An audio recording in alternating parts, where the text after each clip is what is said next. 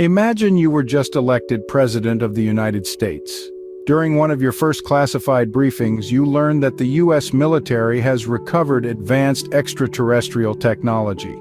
You are told we've made only modest headway in understanding how this technology works, where it is from, or why these intelligently controlled machines are here.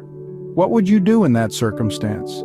As president, your top priority is to keep the American people safe from all threats, both foreign and domestic. Hundreds of millions of people, including tens of millions of children, place their faith in you. Are you going to hold a press conference revealing that aliens are visiting planet Earth, but we don't know where they're coming from, why they are here, or whether we can defend ourselves from them? It is hard for me to imagine any of the politicians I've worked for over the years leaping at that opportunity. The sudden, unexpected confirmation of an ET presence on Earth would not only unsettle but inevitably terrify millions, if not billions, of people. And for what purpose? What chance would you have as president of moving forward on other vital issues on your agenda, given the tumult that would result? What reason is there to believe the net effect for society would be positive rather than negative? These are questions that need to be addressed by those advocating the release of information confirming an extraterrestrial presence on Earth.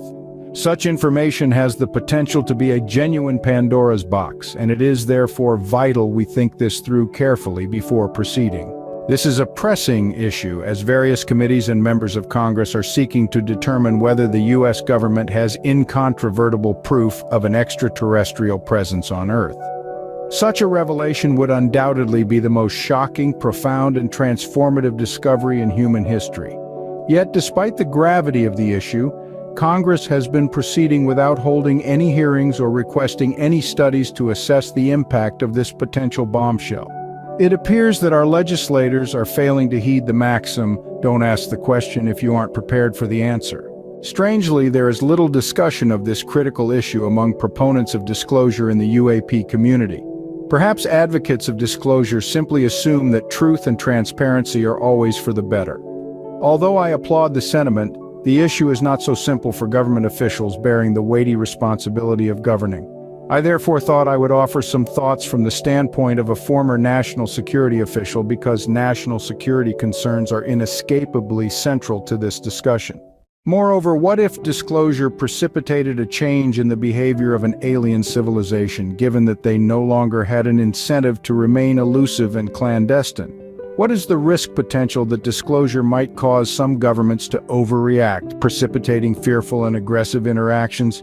If these risks are substantial, does it still make sense to release such disruptive information? When I first became publicly involved in the UAP topic, the alleged recovery of ET technology was not an issue. My immediate goal was to alert policymakers to a dangerous intelligence failure, namely the fact of serious and recurring intrusions into restricted DoD airspace by strange, unidentified aircraft. It was shocking to learn our vaunted multi-billion-dollar intelligence system was paralyzed by ineffable stigma, as effectively as any electromagnetic warfare (EW) weapon, placing U.S. personnel and the nation at risk. This situation reminded me of both Pearl Harbor, where vital warning information was not forwarded up the chain of command, as well as 9/11s, when intelligence agencies failed to share vital information that could have saved the lives of thousands of innocent civilians. Having survived the attack on the Pentagon myself, this was not a purely theoretical consideration. Admittedly, I was also hoping to generate enough congressional pressure to compel the DoD and the intelligence community to use their vast capabilities to study UAP. Knowing our technical intelligence systems well, I was tantalized by the prospect of what we might learn if these sometimes mind-boggling capabilities were brought to bear on the UAP mystery. Therefore, it was also an opportunity to potentially solve this fascinating and profound mystery. At the time, the ET issue was present but remained unspoken for good reason. If we had approached Congress with an explicit focus on aliens, we would have quickly been shown to the exit. Many legislators were privately curious about UAP, but we needed to focus on the national security angle to provide a politically viable justification for engaging on the UAP issue. Nevertheless, as time passed and new information became available, congressional interest expanded to include credible allegations of recovered extraterrestrial materials. I confess I was partly responsible for this change of emphasis because I brought physicist Eric Davis to Capitol Hill to meet with Oversight Committee staff in October of 2019. This was, to my knowledge, the first time a Congressional Oversight Committee had been provided credible information on the issue of allegedly recovered non-human technology from an individual with knowledge of such operations. Later, I played a role in helping bring other witnesses forward, including whistleblower David Grush. In doing so, I was forced to wrestle with the same simple but critical question that guides everyone in the national security community. What is in the nation's best interest? Eventually, members of Congress began to realize that the alleged recovery of off-world materials was a serious issue. Consequently, they enacted a provision requiring the All-Domain Anomaly Resolution Office, AARO, which reports jointly to the Deputy Secretary of Defense and the Deputy Director of National Intelligence to investigate this sensational allegation. Congress understandably did so without deciding in advance whether to make the report's findings public. Although it is true that some key members of Congress, such as Senator Kirsten Gillibrand, DNY, and Reverend Tim Burchett, RTN, have expressed support for releasing the facts, whatever they prove to be. However, it is not clear how many of their colleagues agree. It is also conceivable their views might change if confronted by disturbing revelations in the event such allegations prove to be true. For example, Senator Gillibrand has young children, and it is conceivable that if sufficiently alarming information emerges, she might reconsider her admirable desire to share as much information as possible with the public. At this point, it already seems clear that AARO will report that it found no credible evidence the U.S. government has recovered alien technology or knows of any extraterrestrial activity. However, I don't think this finding by AARO will satisfy key members of Congress or the public. This is entirely understandable because asking AARO to investigate this issue is roughly comparable to asking the intelligence community to investigate the Iran-Contra affair. AARO has a clear conflict of interest in that it must protect this explosive information if directed to do so.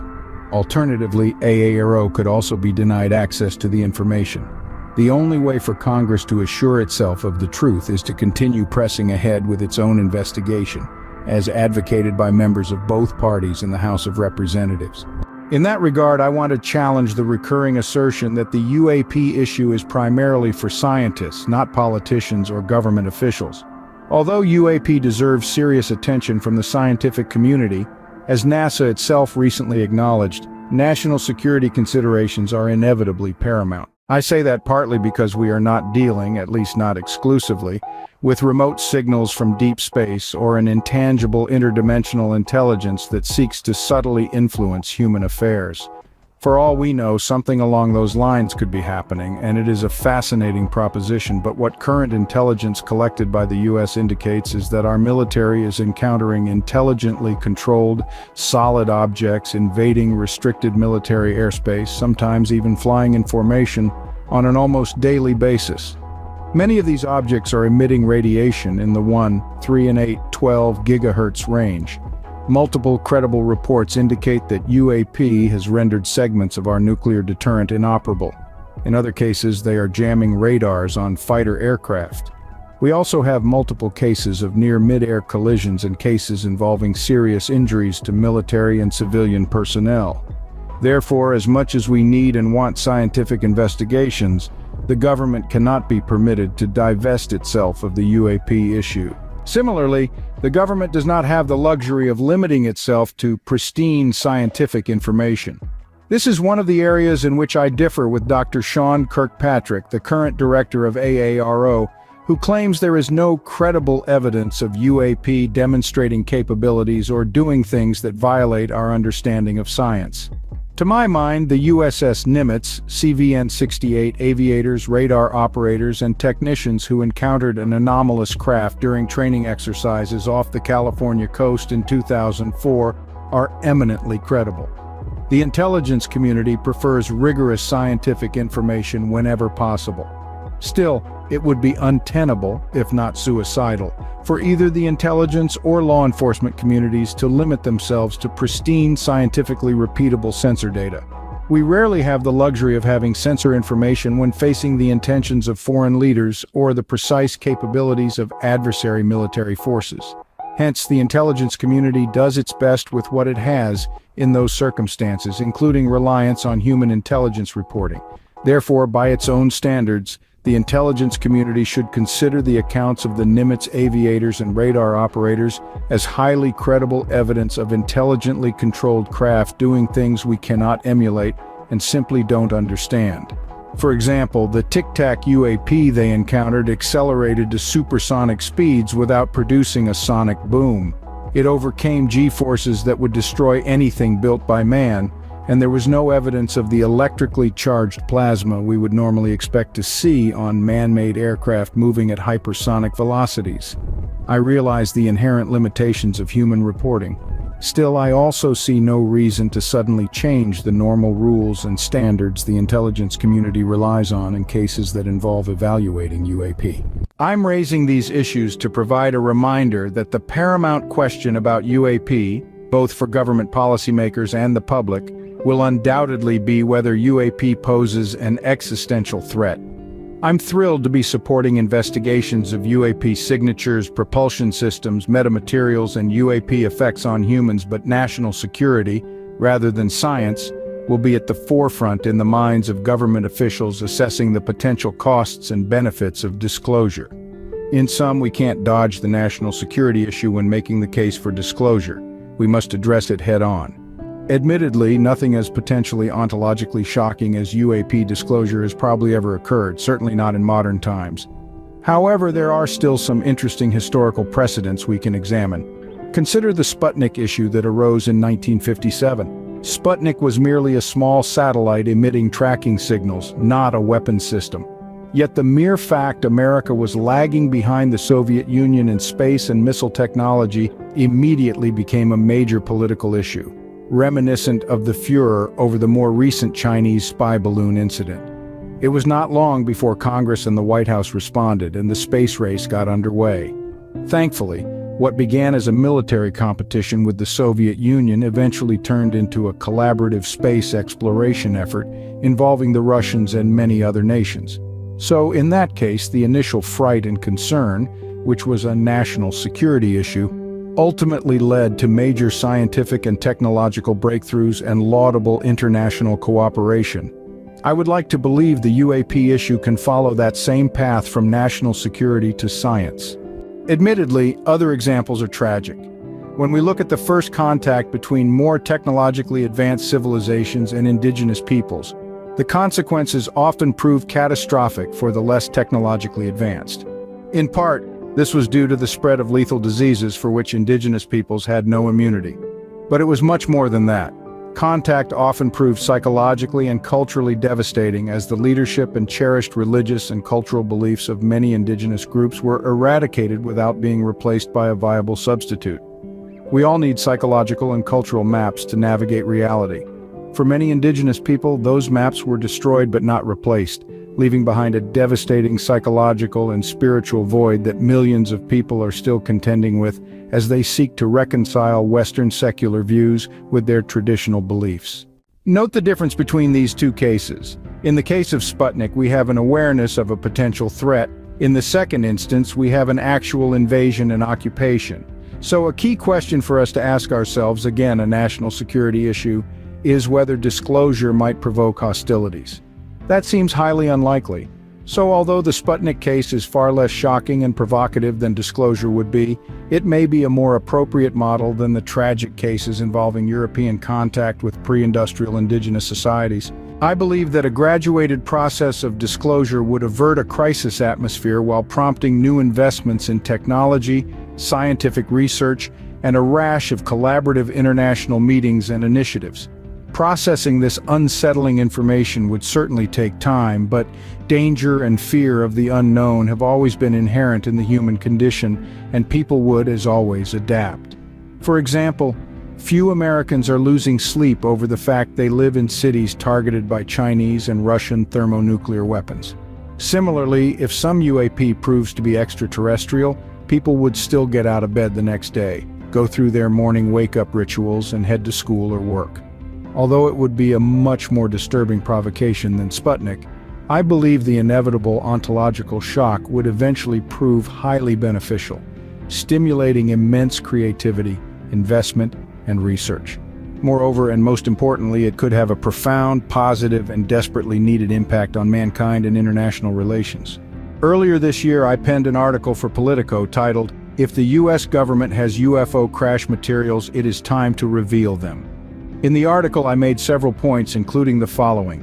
Democracy requires transparency. The American people own any materials recovered by our government. The public can handle disclosure. The government cannot forever stifle the truth, so it is better to get ahead of it. Secrecy stifles science. There is no evidence of an imminent threat. If there is a threat, we need to know so we can prepare.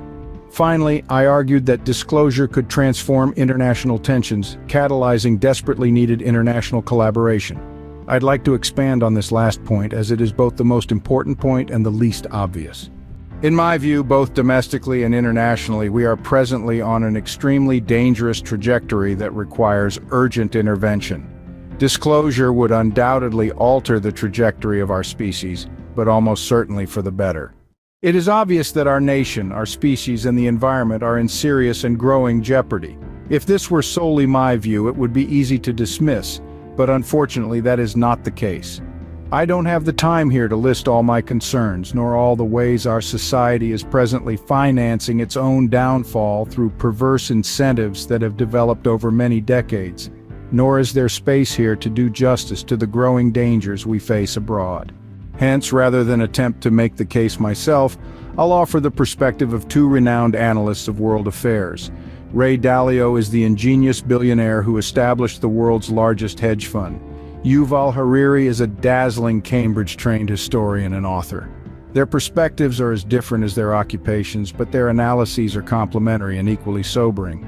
Mr. Dalio's views are available to us through his fascinating book, Principles for Dealing with a Changing World Order. His argument, supported by myriad graphs and piles of data, is that the evolution of human societies runs in discernible cycles. It appears he has handsomely profited from understanding these cycles.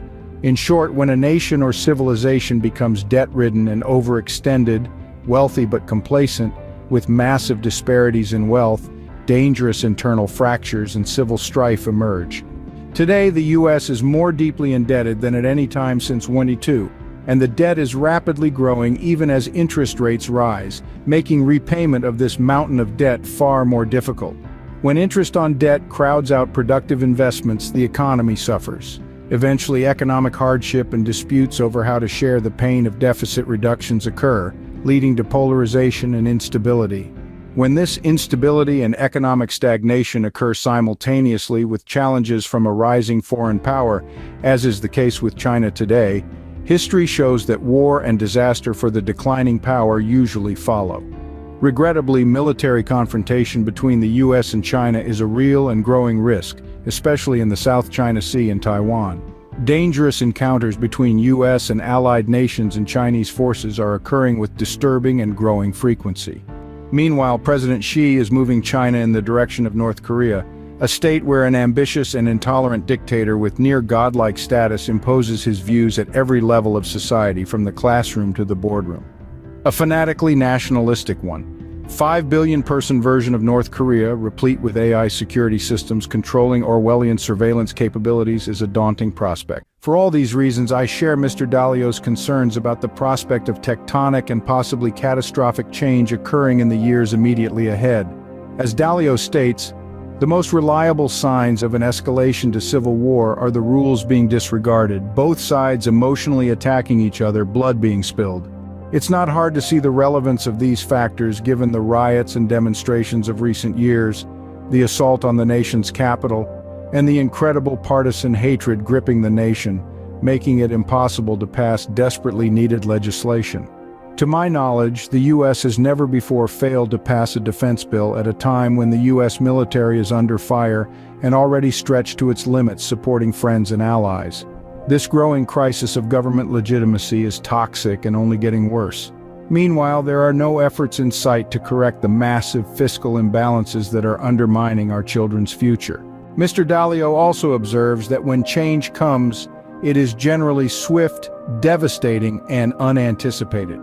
This conservative businessman sees a shocking 30% risk of civil war in America, with what he characterizes as the next big risk point occurring around the time of the next presidential election.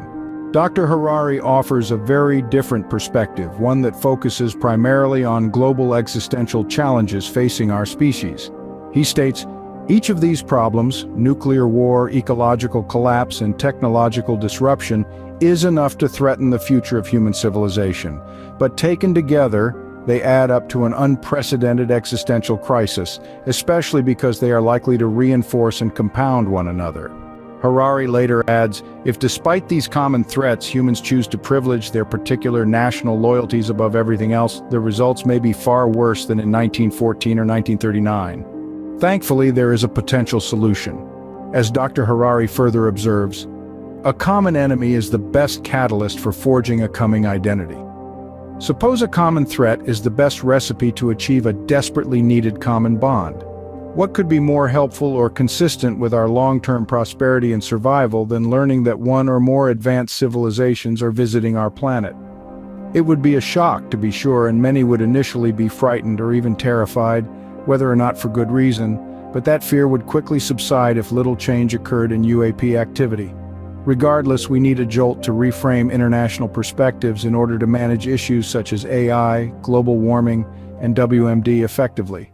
Much as NASA recently demonstrated the ability to alter the trajectory of an asteroid, in the event we detect one on a collision course with Earth, we need a powerful ontological jolt to promote the collaboration required to manage these common global threats. This is why, in addition to democratic principles, I support UAP transparency and believe our nation and species would hugely benefit from an awareness that we are not alone. And on the chance that a threat does exist, aren't we better off knowing so we can take appropriate action? When has ignorance ever been a good national security strategy? In conclusion, I'd like to cite a third figure quite different either from Mr. Dalio or Dr. Hariri, a former U.S. president who had an extraordinary personal UAP sighting. Whether Ronald Reagan was prescient or speaking from an awareness of secret government information remains to be seen, but his statement to the UN General Assembly in 1987 is most apt. In our obsession with antagonisms of the moment, we often forget how much unites all the members of humanity. Perhaps we need some outside universal threat to make us recognize this common bond. I occasionally think how quickly our differences worldwide would vanish if we were facing an alien threat from outside this world. And yet, I ask you, is not an alien force already among us? What could be more alien to the universal aspirations of our peoples than war and the threat of war? For all the reasons above, I hope our elected officials will seek and reveal the truth of what our government knows about UAP. We need and deserve the truth, however unsettling it may be, and the sooner we are made aware, the better.